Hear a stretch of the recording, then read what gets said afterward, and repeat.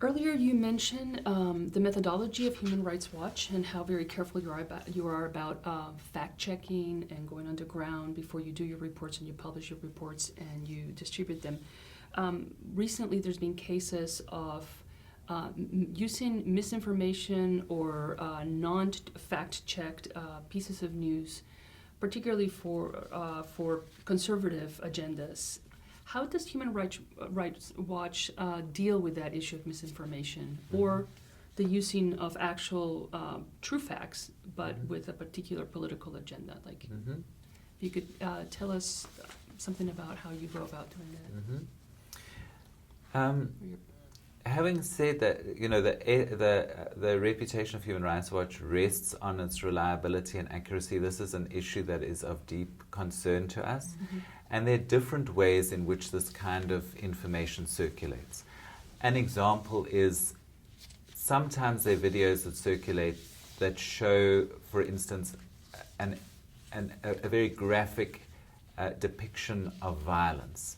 And those images circulate with different explanations. And sometimes it's about a gay man being stoned in X country or Y country.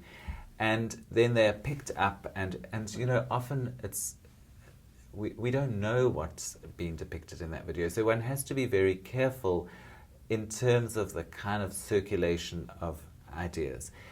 An example also is the way in which sometimes, and that example that comes up around Iran, for instance, is where, as part of a shaming strategy, people who might be convicted for political reasons can also be accused, for example, of sodomy or for immoral acts in order to discredit them. So when that is then taken up by kind of international organizations, it only serves the purposes of the repressive government, which is precisely intending that that will be widely publicized, that this is a kind of gay person who's been convicted. And so one needs to be very careful also about how people self-identify. You know, these awful examples of the Islamic State extremists posting videos depicting the execution of people based on sexuality.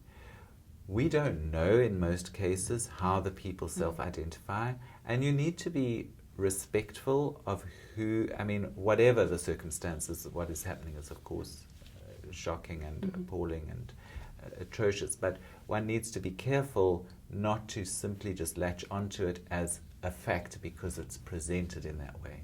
And sometimes it's extremely difficult to get that kind of information that is accurate and reliable. But it's important to hold back until you know what the facts are.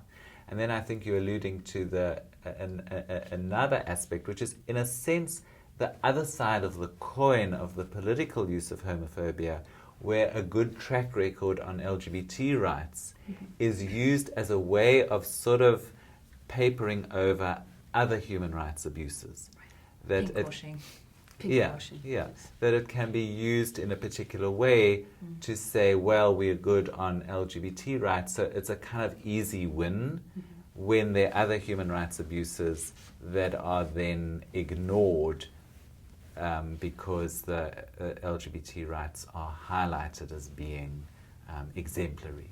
And so, you know, one needs to be very careful in how you approach the LGBT. And again, it's a strong argument for not separating out LGBT rights from a broader human rights agenda and a broader human rights approach. It's not good enough that you have a good policy in terms of LGBT rights when there are other appalling abuses that are taking place.